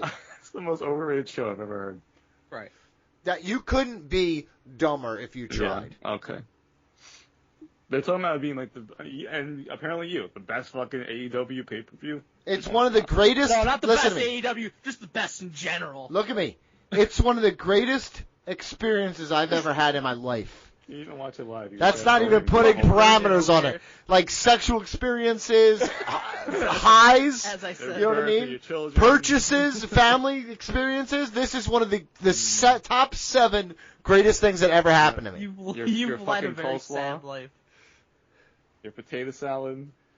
Ugh. That's a low point. That was a low point. We're working on low points. That was the worst moment of his life. Honestly, it should be. No, seriously. I sold it so hard. I said, that brother, shit. you got to taste this potatoes. And as soon as I took a bite, I was like, this is not the potato salad I remember. And BJ's like, how dare you fake me out with this potato salad. Donnie, he was like, hey, you go get the sandwiches.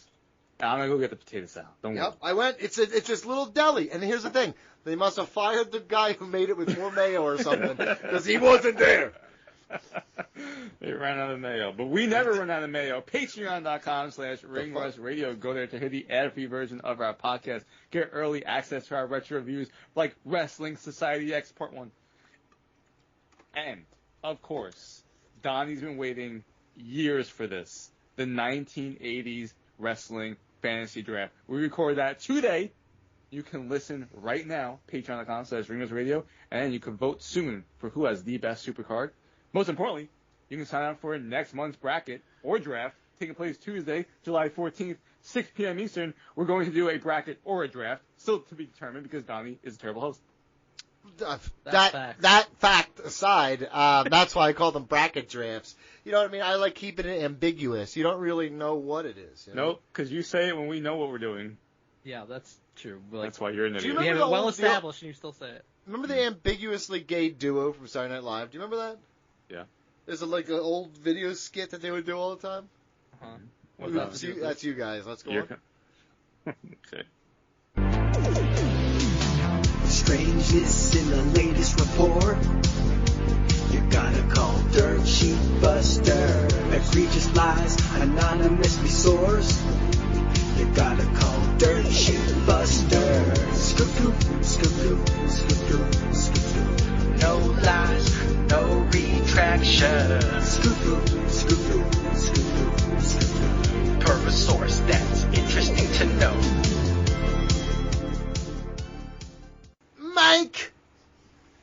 Nothing ambiguous about this. Dirt sheets suck. Not true. Well, Dave this week is on my fucking shit list because of his dumb shit ratings. Let's see if we can get back in my good graces. This first one's from PW Insider. Let me teach you about selling. Ooh, okay. WWE kicked off its European tour on May 28th. One of the biggest matches of the night saw Jacob Fatu face Solo Sikoa in a Liverpool street fight. However, concerns started after the match ended. According to fans in attendance, Fatu was seen limping as he headed backstage. Multiple attendees also claimed medical staff met him after he went through the curtain. One fan said Fatu appeared to land awkwardly during the match and he was clearly hurting afterwards. That's not all, as PW Insider also noted that Jacob Fatu was seen limping after his match with Solo Sikoa. Here's the quote. Jacob Fatu was seen limping last night after his bout with Solo Sikoa at the WWE Live event in Liverpool. Holy same words. We have not yet heard whether he was just selling or not. Oh my god, okay. Oh my god. Dude, you must have, in that first, 3 or 4 sentences, I know. said the same string of fucking words in different Dude, words. When I copy and God. pasted, I didn't even realize how bad it was. I just was hearing it. I swear to God, I was like, man, the weed is kicking in, dude. Because it's like I'm like in a vacuum and I just hear the same shit over and again. He's echoing. The important part, Jacob Fatu looked like he might have been hurt, but he might have been selling. Limp it off, brother.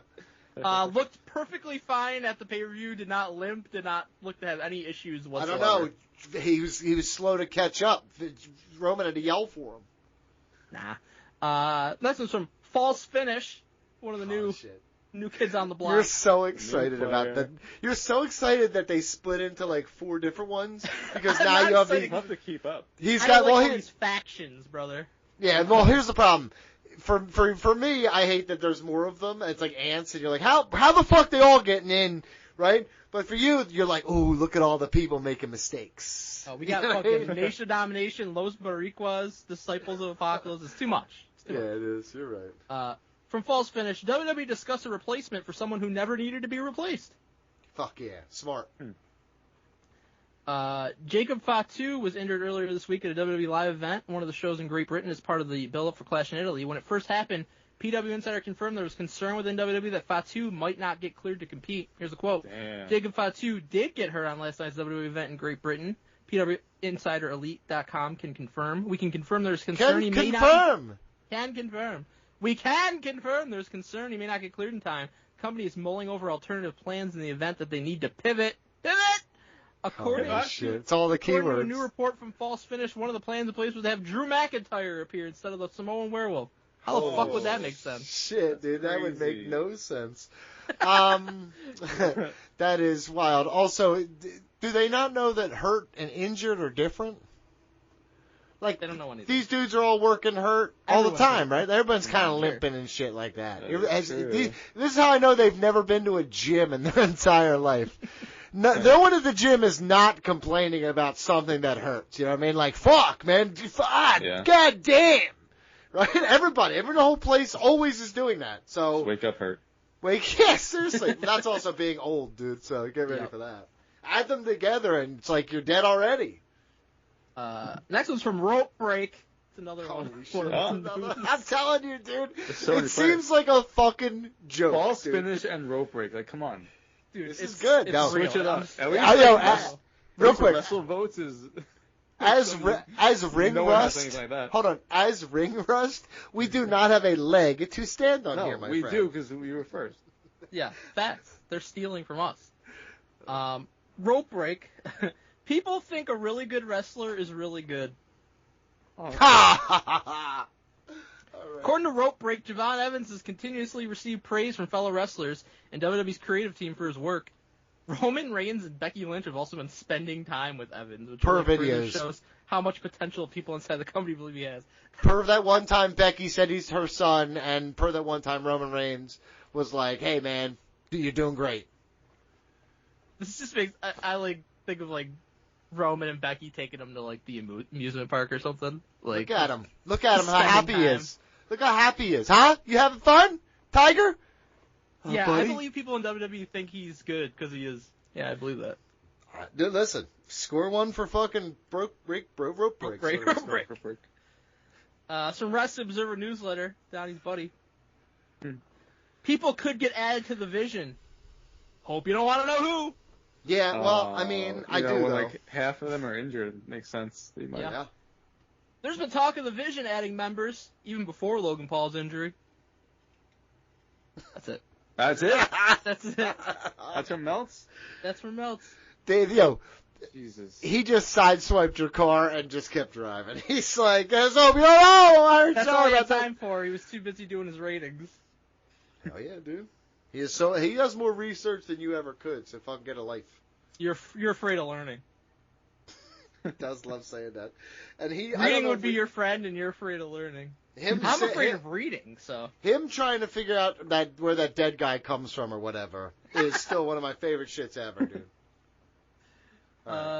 This from WrestleVotes. WWE has plans for one of its biggest stars. That's good I progress. hope it's true. Psych! No, there's no psych. According to WrestleVotes Radio on Fightful Select, Brock Lesnar is expected to continue appearing for WWE even after Clash in Italy.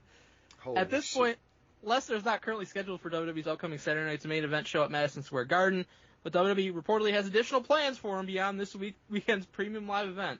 I love Yeah, they're hold continuing a on. fucking storyline, so. I think love so. that Brock Lesnar won't go to New York. He's like, fuck that shit city. You're not going to pay me enough to step into fucking MSG. He's not going to go to MSG. There in He March. was not. He was not. Yes, he was. He was there in March. No, he wasn't. Were Yes, you he there? was. Did you No, see the it? card sucked. No, you went. No, because you went to fucking Barclays Center or some lie. Remember that? I caught you not live that time. Oh, Mikey, remember that? I said, where was it? And you're like, that was Barclays when they Center. had the And we're like, stranger no, thing. it's, yeah, and you didn't even know. You were like, oh, did you go? I just said, yeah, because you were like, did you go? I said, yeah. Yeah, As yeah, you were here saying we go. MSG. Liar. You're a fucking idiot. Liar, I don't liar, remember this. I don't remember pants this on conversation fire. at all. For It real, was you in don't remember that? January. It was He said, I caught him in a lie, Mike. You He said said he a went to fucking lie. he said he went to a show, and then he said he was in a different building. You're like, no, it was in this other No. building. And he's like, oh yeah, that's what I meant, or whatever. He's a fucking, I caught him red-handed. Yeah, Let's I lied focus about on going this. to shows. Brock, after beating Obafemi, we're gonna see him again one day. Very true, though. There you For go. also Obafemi telling us so. Yeah, exactly. Ready for the coup de grace? Oh, please. It's from Fightful Select. Plans change for Clash in Italy. Hope you don't want to know how. Damn it. I was really hoping it was Psych. I miss Psych. According to Fightful Select, WWE made several creative changes in the weeks after WrestleMania 42, and the early vision of Clash in Italy looked much different from the final lineup. Here's a quote. Creative was changed for a number of wrestlers in the weeks after WrestleMania, and we're told that the original ideas for this card look pretty different from what it is now. That's it. That's it? Holy That's it. shit, you can't Oh do Not my that. even God. one example. Dude, yeah, I was That's gonna say, you terrible. have to, like... Oh, that's Hey, Yeah. not worth reporting. Mm.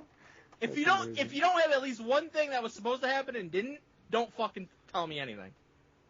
Yeah, that's a rough look. I mean, like, that's a rough look. Uh-huh. That's like saying the NFL schedule was changed, and you're like, okay? I don't know how. You're like, fucking... Then come back when you have that data. Why should I give a shit if I don't know what it would have Oh been? my god, dude. That is why By the this way, you segment can was say created. this about anything, and you can't be proven wrong or right. Well, who It is this literally again? happens every day. They talk about things, and then they change it, and then they go with their fucking final plan. That's a And even creative if they- process. And by the way, even if you're doing the creative process, it doesn't mean that anything actually did change. It could have just been something that was talked about and was never actually supposed to happen. You'd think. I guess. I don't know. BJ, how we do? Mike, how we do? Ooh, that's why we created this segment. We did, at least. He's turning into just such an old Jewish man. I don't know what that was. I'm not I sure don't know what that was supposed to either. be. That was stupid. Oh, I guess we'll just go right into fantasy standings. then. Sure. Yeah. Fantasy standings, triple Got R's. awkward. It's so Season awkward. 43 fantasy standings. In last place, 10th with negative 15, Mongo. Oh, it's when life gets you fucking lemons, brother. You gotta start making lemonade. All right. In 9th with negative 7.5, Skeeter. Maybe he should worry more about fantasy and less about his golf career. You I should definitely disagree, worry about honestly. his career for sure. Yeah, definitely Yeah. should focus more on the golf career. That's terrible Absolutely. advice. I would cut the other podcast out, though. There you go. Yeah, Don't. building a brand behind our back. 8th with 0, George Cruz. Wow. He's fine. Some He's would good. say. He's good. He's good. I love him. In 7th with 20, Tyler Walsh. Listen. I don't know how many fantasy he's ever done with us. So he's doing Not pretty many, well. couldn't. Yeah, he's doing well. In 6th with 25, Dante Yeager. Okay, he's He's not doing well at college, but I'm praying for him. Damn. That's what he said. He said he's I not don't doing so think you're good at supposed college. Well, actually, we're gonna read it anyway, so Yeah. I guess you can say it. Yeah, 100%. He's open. We all struggled in college at one point. I mean, not me. I had president's list, but it's fine. Tie for 4th with 35. Pretty good duo if I do say myself. God, BG in Big Money Mike. Hey, let's Suck him. go. Suck it, Sleeping dude. in the basement. Dude, it would be the Cuddling up for body heat. Yeah, It's our only seriously, chance of survival. I just came down and you guys are like Brokeback Mountain in one fucking sleeping bag, dude. It I'm was out of necessity. I wish we were. It was so cold. hell yeah, dude. Hell yeah. Hell yeah. That's how it starts, the slippery slope. I just keep 8:13. pumping it in, and I just can't get a kid out of him. In third with What? 50, Reggie Gill. Yeah, he was up there towards the top. He's starting to fade fast. Just like his cardio, because he's a fat pig. I won last time, so I'm kind of good on the season. Yeah, that's such a loser mentality. You have such a loser mentality, Dude, dude. Gunther is a terrible pick, and I'm upset. Holy shit. In second was 65, Donald Wood. Yeah, that's okay. I listen. It was. I knew it was Loser. going to be a lost segment there, and I'm okay. I took it. Obafemi might be taking a second L if what Hey. you think is true. I mean, you're not wrong about that, but it goes to SummerSlam, correct? Yeah. He's getting it back there, and he's going to win a lot on the road, I hope. In at first was 75, Chris Jeter. Ah, it's fucking bullshit. Who's he Pretty got good. that's carrying him? Oh. Dad and stats, baby. That's what we bring you. I don't have the fucking thing up right That's okay. It's fine. I don't care. I don't care enough to click on myself. now. Perfect. Emails time. ringrustradio@gmail.com. I'm going to say this and say this and say this. I still see people emailing the Yahoo account when I have to go over there to Don't get a do code that. for It's something. impossible. Yeah, it's awful. Don't go over Johnny it. has It's death porn bots and all kinds of shit in there. We can't. I'm almost positive I put the at Yahoo in the thing, and the same people who attacked us with the gay porn and the racial slurs attacked us with spam. There you go. So they made it unusable. So please don't do that. ringrustradio@gmail.com. Please don't do that. This first one's from Joey, Johnny Mundo, Dundo. Subject, best of 4 match types. Mm-hmm. Hey boys, All right.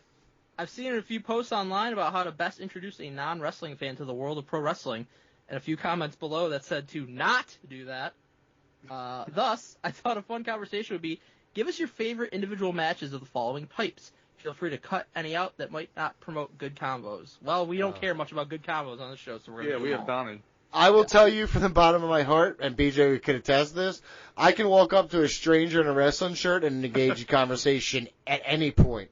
Like, I could be in the midst of a bathroom, That's like, true. washing my hands. If I see a guy coming in who's about to hold his dick, I'll be like, dude, wait till you're done holding your dick, bro, but let me tell you about that Oscar shirt you're wearing. You're the one that was talking to that guy who was taking a dump with the stall door open. Only for like 10 minutes. Only for like 10 minutes, dude. All the best, your friend Joey Juno. P.S. Donald Wood his ass. I still All right. can't believe that was a fucking comment. I am. Oh, that's not what it says. P.S. Donald Wolfgang Wood is the best, despite an occasional Mr. Poopy Pants attitude. More than occasional, every single day. I You know also what's funny did is not. that now no one knows what the truth is of what was written here. Oh, I was yeah. I don't know lie. how he has my middle name. That's crazy. You've said it. Um, All right, but let's go. I didn't do Traditional, this. your so favorite I'll traditional just jump singles in. match. What? You didn't do this? I did not see emails, to be totally honest with you. What are you this talking is about? This is Donovan McNabb chest pat. I didn't Mike even look. even texted and said we had another one. I didn't see I that, sent to be honest. two. That's my fault. I'll do it off the fly. I'm good. You know me. You're I'm definitely good. not. What's your good. favorite traditional singles match? Bret Hart versus Whoa. Owen Hart. I'm just gonna say the first thing that comes to mind. Bret Hart versus Owen Hart. But that wasn't the.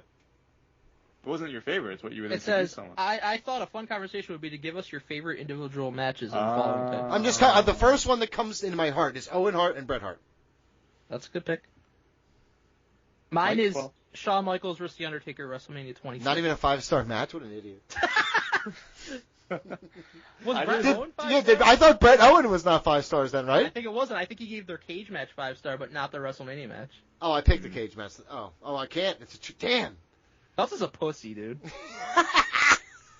So BG? I misinterpreted this then, and I was what you would introduce someone to wrestling.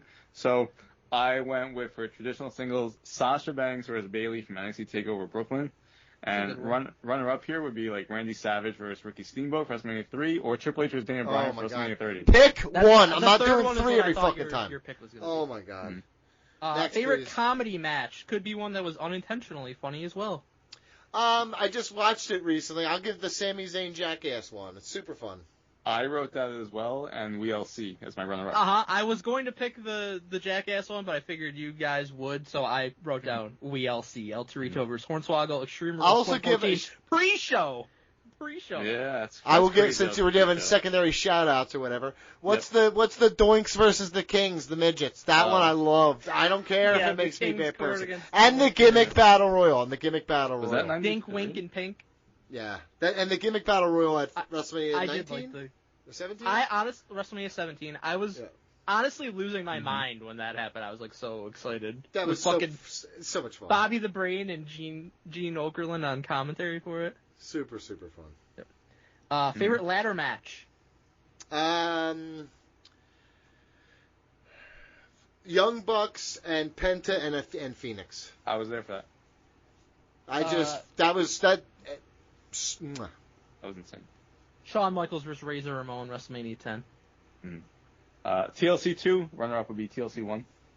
Kyle O'Reilly and Adam Cole. Adam Cole. Yes, sorry. Yikes. That's another great one.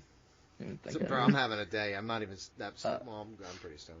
Favorite casket match / buried alive match / last man standing match. I mean, that's like a big difference. So Last Man Standing is incorporate a whole bunch of different. Yeah. I'm gonna say Yokozuna and Undertaker. Casket match with Chuck Norris. All right. Yes. I honestly, it's just the first thing that came to mind, and I honestly watching it back because the Chuck Norris thing just happened, so we watched it recently. It's goofy fun. I miss goofy fun, dude. This to me, I think counts because the way you want a match is by burying somebody alive. So Undertaker, AJ Styles, Boneyard match, WrestleMania 36. Oh, yeah. I think that counts. That. I'll give it to you. That was awesome. Yeah, good call. I went with a casket. Phoenix versus Mil Muertes, Grave Consequences. And my runner-up for last woman standing, Becky Lynch versus Charlotte from Evolution. This is a good one. That was a really good one, actually. Yeah. Favorite tag team match? Favorite tag team match? This is just straight-up tag team. Road Warriors and Tully and Arn. From when? From where? NWA. I think it's late 80s. It's just, it was so fire. Scott Steiner over here. Showing he's off. No. It's I can't point to the exact name of the name of the event or anything like that, but it's prime 80s. It's they're total heel. They're working such a heel match, but fuck, it's the Road Warriors and they're no selling, but the crowd's going ape shit. It was so much fucking fun. I'll find it because I actually care about this. If stipulations are allowed, TLC. Yeah, they are. WrestleMania It's a 17. tag team match. So I interpret this as like a straight-up. No I did. It says tag team.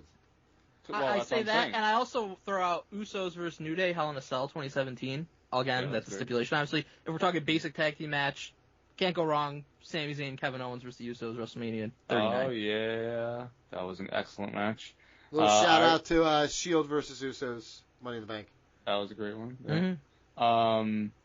Shield and the Rhodes Brothers was very good as well. I was there for that. Yeah, I went with one I was there for, which was the SmackDown 6 from Survivor Series 2002. My runner-up was for the month before, No Mercy 2002, Edge and Ray versus Angle Benoit. Yeah, they had about 10 different great combinations of tag team matches, all those guys. That was great months. Favorite Battle Royal / Royal Rumble match? I'm saying it again. I'm sorry. I'm Starrcade 87, Chi-Town Heat. It actually opened Nice. up for the Steamboat Flair thing. So, go ahead, I'm sorry. Your favorite Battle Royal or Royal Rumble match? Battle Royal, the upside down cage with all the shit hanging from it in TNA. What the fuck was the name of that match? You know what I'm King of the talking Mountain? about? Where they had to like get into King it of the and Mountain. then King of the Mountain? get out of it, and then they had to go to the Why are you not ladder and listening shit to like that? that. I said King of the Mountain. Okay, Is there a King of the Mountain. cage in that, though? There was a cage on there. There was a match where like the cage. There was like a cage. You on had to top. listen. It was like a little shark. Jeff Hardy had to escape the cage to get out to a ladder to run up the ramp to put Oh, No, the, that's that the was- Dixieland match. That was the Dixieland. Dixieland match. That's not a Battle Royal. That's not a Battle Royal, you dumb fuck. What's your fucking Royal Rumble favorite? Or World Say War 92 III? and then be done with it. World War III, 1994. There wasn't one. I don't know. I don't have one for this. I'm sorry. I'm pretty sure 95 was the first World War III, but whatever. Damn it. My favorite, I'll say 92, just because it's the first one where the title's on the line. And Flair Ric wins Flair, it. baby. It's a great finish. It's Woo! like almost everybody in the fucking match is a Hall of Famer. Yeah. It's the I know best what one, and I know nobody what questions BG's pick that. is going to be, which is also would be on my list. And then, but my honorable mention is going to be men's 2020 Royal Rumble that Drew won. Yeah, that is also that my was runner-up, unbelievable. Mike. Yeah. Yep. What's my favorite? What am I gonna say? 2001. Yes, you're correct. What do you think? You think you know me? No, I do think he stealing knows the me. That's song. why I want him to say it. 2001 It's Royal 2001 Rumble. would be like my number 3. I think. 21%, dude. And 21%. runner-up is 2020. I agree. That shit was excellent. You idiots. Favorite multi-man match, triple threat. We're the fatal idiots. four-way. You named a fucking Dixieland match for a battle royal. Fucking Dumb idiot. fuck. Favorite multi-man match, a triple threat, fatal four-way, or more. Chris Benoit beating those jobbers. That's my down. honorable mention. Chris Benoit fucking finally takes one back for the good guys. Take real recent one, WrestleMania 41, Io versus Bianca versus Rhea. BJ? Because I was doing this as what you would show somebody, so I said WrestleMania 30, D-Bry, Randy, and Batista. My runner-up was WrestleMania 41, Mike. There you Very go. stupid. Go ahead. Favorite submission / I quit match. 13, come on. That's not really. Fuck. Is it? I guess it is. Yeah, The I Quit match between fucking Bret Hart and It Stone wasn't Cold an I Steve quit match. I wasn't looking First at the Blood? submission What part. do you want to call it? Match. Whatever you... I don't know what you call it. I just know the sound it makes when it changes my life. Yeah, I agree with you, actually, because I misread the thing. Honorable mention, No Mas. Ooh. Sexy Star and Mariposa. Very Lucha good, Underground. dude. Very good, dude. Yeah, I consider that also.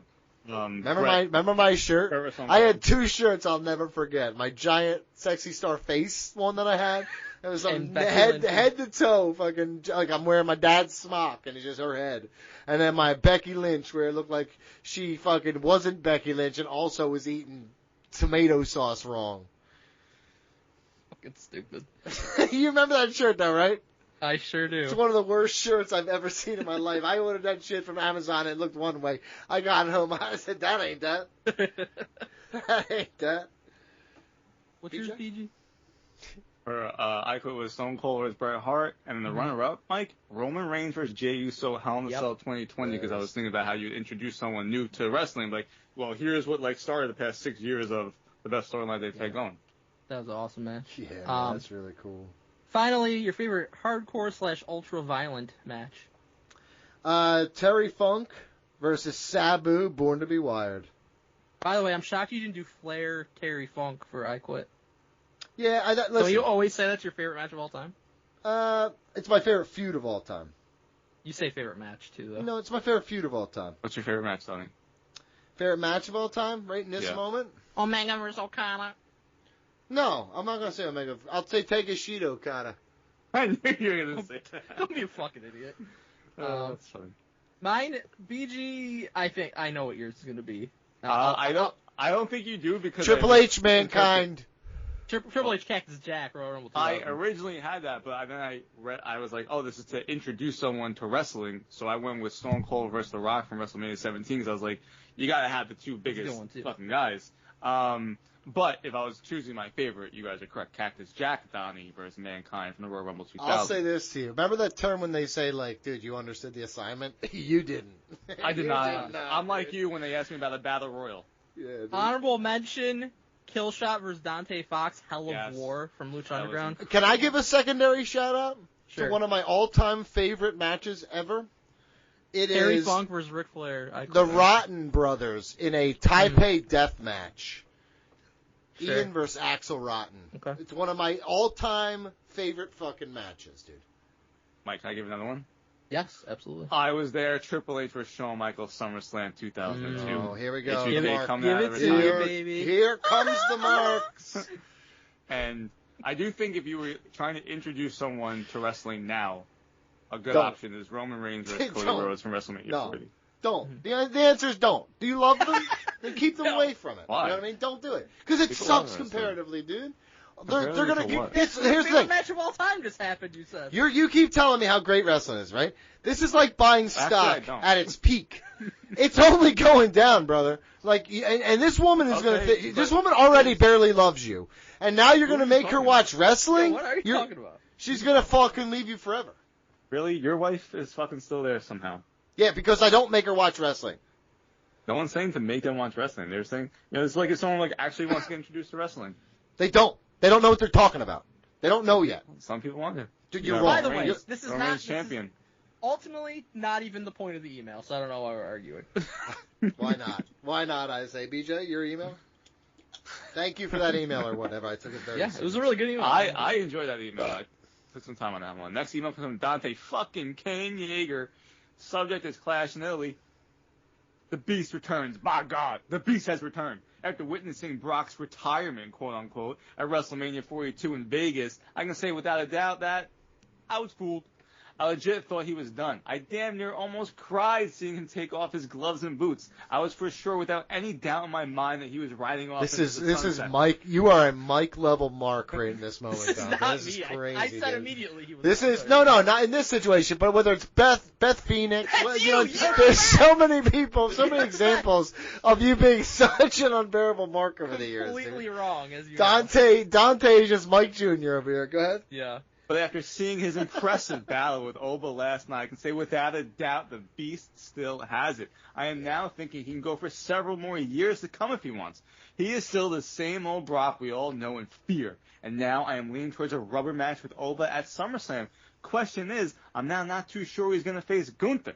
Don't get me wrong, I think Gunther is a great last opponent for Brock, but at this point, Oba has to be the one to finally retire the Beast. What y'all think? Y'all expect him to finally retire at SummerSlam? And if so, against who? If not, where do you see Brock going after SummerSlam if he doesn't retire then and there?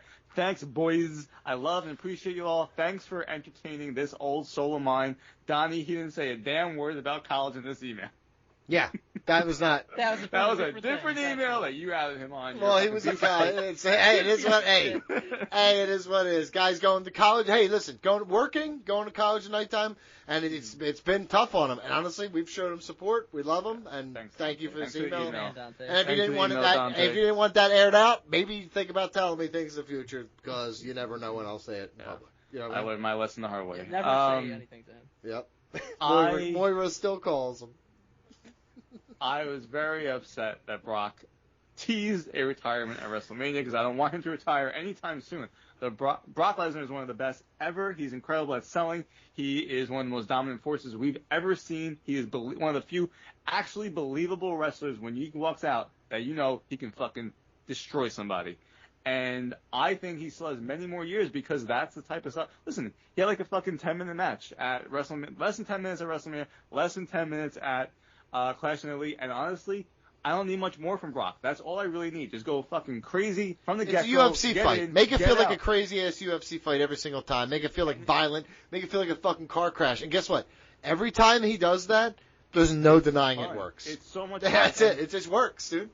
When he fucking wrestled Goldberg at WrestleMania, it's honestly, it's one of my favorite matches I've ever seen live because it was so much fun. And I don't even like Goldberg. But you love Brock him. Still, that's right. I like that he lost. That was the best part. Brock still has it. I don't understand. That was my thing coming out of WrestleMania. I was like, I don't even understand why you would retire at this point if you're Brock Lesnar. You make so much fucking money doing this. I understand he fucking has to train and all that shit, but he is an absolute monster. Still looks he's the training part. anyway, He can go, even when he's at home. He can still go for several years. Tires and shit just for all you have to do is wrestle a few matches a year for the next several years. I don't see why he needs to retire right now. That motherfucker's farming for fun, which is like the hardest life, so he chooses the hardest life. As far as like how he would retire, then I don't know. I honestly don't know like how he should retire, to be honest, because we've never seen someone like Brock. It's fucking insane. He should do whatever he wants to do, obviously, but if I were him, I would keep doing this for as long as I can do it, which, as you mentioned, should be actually like years and years, like 10 years? I'm not even fucking joking. Like, why could he not do this for 10 more years? I look at Sting, and I think that... But here's the difference. Brock Lesnar has always been a guy who I see as a true, visions himself as a cowboy and will ride off into the sunset and never come back. Like, when he says he's going and he leaves, he won't come back anymore. Like, he doesn't care about the business, and he's got enough money. Once it's about just, legacy and shit, I don't think that's super important. Oh, yeah, but dude, he's getting into politics now and shit. So, I do think, though, Brock is the type of person, despite everything that people want to say, I just personally think that he would retire on his back like John Cena did for someone else to put them over. I think he is from that old guard of you go out, you put someone over. So I don't think that he goes out like, all right, well, I'm just done for now. Honestly, because at that point, he could just not come back at all. And I also agree with Donnie. I think he would be fine with, no, grandiose thing. And, he just has his last match, and you don't know it's his last match, but that's his last match. I don't view him as someone who feels like he needs to have, the send-off. But yeah, Like if I were him, Undertaker, I would, despicable as long people as like I was in the Undertaker. shape that he was in and could still have a fucking 5 to 7 minute match, I would keep doing it for as long as possible and keep a couple times a year, make huge money for doing it. Well, honestly, Why not? in my head, that's where he should be right now. When retirement comes, he's gonna walk off in the sunset under his and he's just done. He's like, I don't want to do this anymore. I'm fucking done. And he'll walk away and he won't look back. He doesn't give a shit enough. He has said that millions of times. But the truth is, he'd be foolish. Goes back to Stone Cold. He said, you don't leave money on the table when there's money to be made, because one day it won't be on the table to be made. So Brock Lesnar just leaving that door open. He'd be fooled. I'd be like, I'm never retiring. Like, I'll never officially retire. I'd be like, just one day I'm just not coming back. Brock is going to be 49 years old on July 12th. And I just don't understand why. I mean, Edge is 52. He's going, he's at going least strong. 5 more, if not more, you could go. Right. I think, especially now that he did the tease, I feel like he's not anywhere close to retiring. I think they did that because people were talking about it. He looks incredible because for John 49, Cena by the way. said, basically, he might retire in Minnesota at SummerSlam. I don't think John Cena. He won't give John Cena the glory now. He's like, I'm changing. Yeah, it. smart.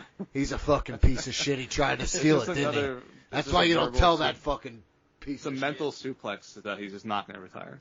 And to Dante's question, I think he will face Gunther eventually. I just don't know when at this point. I think to me, that's a WrestleMania match. I think he's got plenty of matches left. So yeah, WrestleMania 53.